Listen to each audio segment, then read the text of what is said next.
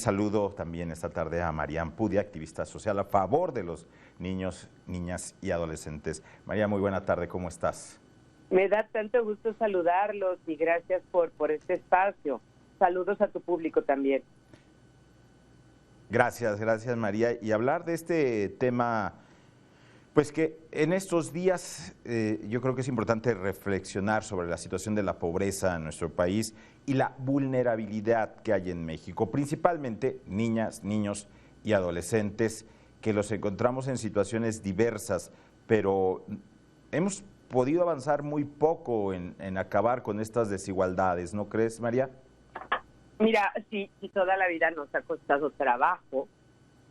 En estos momentos es doblemente complicado porque si bien es cierto que hay muchas organizaciones que han abusado de, digamos que del Estado, que es de donde se recibían los apoyos en mayoría, también es cierto que hay muchas organizaciones que han trabajado con total y completa pulcritud.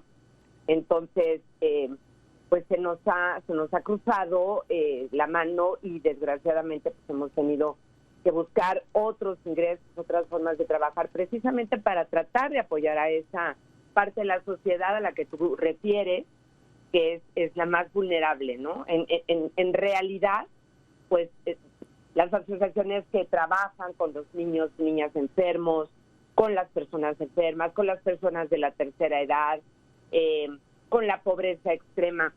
Ahora, para mí es muy importante dejar recalcado que estoy convencida de que la pobreza en México es muy estigmatizada. Yo no creo en la pobreza. En lo que creo y en lo que lucho o contra lo que lucho es contra la marginación, porque una sociedad marginada es una sociedad que no tiene derechos, es una sociedad que le cuesta trabajo acceder a lo más importante, a lo indispensable, que es el alimento, que es el agua, que es el estudio, que es la salud, ¿no? Y bueno, otra cosa que es terrible en nuestro país hoy día es la seguridad. Entonces, el no poder acceder o no poder recurrir a estos 5 puntos que te acabo de mencionar, pues es verdaderamente lamentable y mucha de nuestra sociedad en México lo vive, lo sufre, lo carece. Oye, María, y ahora que justo mencionas esto, la marginación, se habla mucho ahora del pueblo y de ayudar al pueblo, y quien tiene esa gran oportunidad por la cantidad de recursos y el poder, pues es el gobierno. Y el gobierno, ¿sientes tú que en este momento ha dejado de confiar en las organizaciones de la sociedad civil para también ayudarse y caminar juntos? Voy a decir algo con toda la confianza que les tengo, la seriedad de su programa, pero hoy el gobierno o la federación está formada por una sola persona. Y esa sola persona, pues, nos ha estigmatizado a la inmensa mayoría. Como bien te dije al principio, habrán muchas fundaciones que no han hecho lo correcto, pero habemos muchas otras que en la vida hemos cobrado un peso y que seguimos trabajando. Definitivamente estoy convencida de que la federación no produce absolutamente nada. La federación vive de la sociedad y nosotros, la sociedad, somos el pueblo. Todos, ¿no? Los empresarios, los no empresarios, los seres humanos a pie, todos somos. Permíteme un segundo porque aquí tengo a la familia, familia Perruna. Cárgasmela, por favor, discúlpame. No te preocupes. Entonces, sí quiero dejar muy recalcado que en una sola persona el Estado mexicano pues no puede avanzar. Entonces, pues desgraciadamente nos despertamos las asociaciones civiles, que somos cerca de 24,000 en el país. Es muchísimo, y que definitivamente hacemos cosas que la federación no puede hacer. Ese poder tener acceso a los sintientes, a los sufrientes, incluso hasta los mismos animalitos, ¿no? Entonces, la federación no lo hace, no recurre a ello y no puede hacerlo, porque aparte nos encontramos con otra problemática que también es grande, y es que cada 6 años tenemos que cambiar el curso. Entonces, tenemos que estar bien fundamentados esos 6 años para que los siguientes 6 años no nos cambien las jugadas. nos tenemos que condicionar a lo nuevo, a los nuevos pensamientos, a las nuevas relaciones, en fin, las asociaciones civiles en México no lo tenemos fácil, pero contamos con asociaciones civiles internacionales que definitivamente están con nosotros y que generan muchísimo apoyo cuando se necesita en los lugares donde se necesita. María, hoy de los principales problemas que tú identificas en niñas, niños y adolescentes, ¿qué sería? El abuso, la violencia, la falta de educación. ¿En dónde estamos? Mira, en el 2014, después de un tema que seguramente tú escuchaste y tu público también, el de Mamá Rosa en Zamora, Michoacán, Sí. El presidente en turno, que era el presidente Peña, dio la orden de hacerse una ley de protección para niñas, niñas y adolescentes. En esa ley, tu servidora fue precisamente la que entró con Segovi, con la Procuraduría, a sacar a casi 600 niños. Ya, y no niños, también había adultos que eran presas y que estaban siendo victimizados y como si estuvieran en una cárcel eterna sin haber cometido ningún delito. Después de ese gran drama que hubo, lo que vino es que el presidente levantó la mano y dijo: adelante una ley. Es la primera ley que él saca como preferente y logramos sacarla en un mes que dormimos en el Senado. Tuvimos la oportunidad de traernos organizaciones civiles internacionales, leyes que nos ayudaron muchísimo, como la de Chile, como la de España, incluso la de Japón, que nos ayudaron muchísimo a fundamentar lo que hoy tenemos como la ley de protección. Si tú me preguntas cómo está la infancia hoy, te puedo decir que tiene una ley que tristemente fue hecha con dos puntos importantes. Primero es quitarle a los padres la responsabilidad de los niños, es decir, que los niños antes no eran sujetos a derecho, los padres eran los tutores y los padres eran los que daban la cara por los niños. Hoy los niños son sujetos de derecho. Eso es muy importante. Y la otra, igualmente importante, es que se habla del interés superior del niño.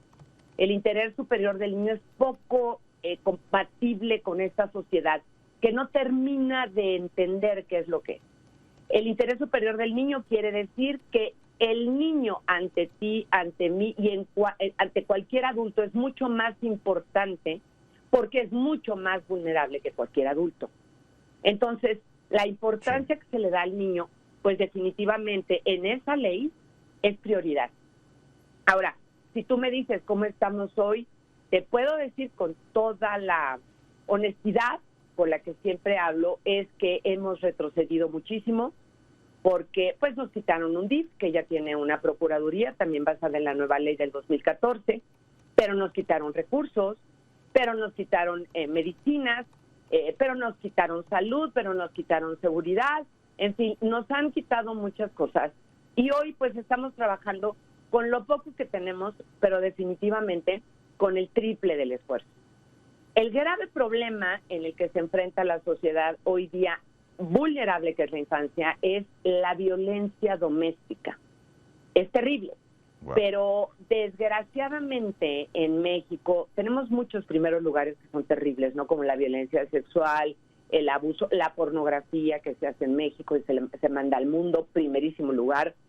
Tenemos el tema de la explotación laboral, de niños en situación de calle, cosas que te puedo decir que son extremas, pero a mí la que más me ha movido o la que ha cambiado mi vida y sobre todo la visión y la perspectiva de lo que quiero lograr y hago diariamente es el tema que somos primerísimo lugar como violentadores infantiles. Es decir, en México no educamos a los niños, en México domamos a los niños. Todo está basado en ofensa, todo está basado en abandono y todo está basado en golpes. Entonces, si tú me preguntas cómo está el tema de la seguridad, pues yo siempre hago referencia de que el tema de la violencia contra los niños tiene muchísimo que ver en cómo está nuestra situación actual. Gandhi en la India decía algo que es muy cierto, decía que no nada más la violencia es futuro, la infancia es futuro, sino que un país es justo el trato que le da a los niños. Fíjate qué duro. Un país es justo el trato que le da a los niños. Hoy por hoy, si estamos viendo que están matando, asesinando a 100 personas diariamente en nuestro país, pues o cerca de 100 personas, te puedes imaginar que esas personas que se atreven a asesinar, pues no tuvieron los valores o no tuvieron la vida que de obligación tendríamos que darle a los niños para que aprendieran a respetar la vida del ser humano. Es decir, si tú le estás enseñando a un niño que el golpe soluciona los problemas, pues entonces el niño cuando crece sabe que el golpe le da la autoridad. No, bueno. Si tú le estás diciendo a una niña que tiene que permitir la violencia sexual y no defenderla, porque pues obviamente hay mucha violencia sexual que se queda en casa, que se queda callado, que no se levantan actas, en ese momento tú le estás diciendo a esa niña que ella puede abusar del vulnerable cuando es adulto. Entonces, traemos una cantidad de cadenas y arrastrando de generaciones en generaciones que hoy nos hacen toparnos con una realidad que nos está rebasando. Porque, te lo digo sinceramente, yo no veo cómo vamos a salir. No veo. Esta violencia, por ejemplo, que hay contra las mujeres, pues es terrible y que está creciendo y que no hemos podido calmar y no hemos podido acallar, pues viene justamente de la violencia que se vive en los hogares. Lo que se ve, lo que se mama, lo que hay en la cuna. Estoy muy involucrada en el tema de la cultura de la paz, precisamente para poder llevar paz a las familias, para poder resolver toda esta angustia que hay en los hogares de tanta violencia y hacer conciencia de lo que pasa. Y dentro de la cultura de la paz sabemos que un niño que es muy violentado, el cerebro les cambia. Cada vez que tú violentas a un niño, tú estás haciendo un cambio radical en su futuro. Porque les cambia el cerebro. ¿Por qué? Porque las emociones se dilatan, porque el cerebro cambia al tamaño del cerebro de un adulto, porque ellos no pueden entender lo que es la tristeza, lo que es el miedo, lo que es el terror, lo que es el enojo, lo que es la ira. No lo entienden. Ellos simple y sencillamente actúan en base a lo que vivieron. Y esa es nuestra problemática hoy en día, que te puedo decir que de fondo es la razón por la cual estamos viviendo la violencia que hay en las calles.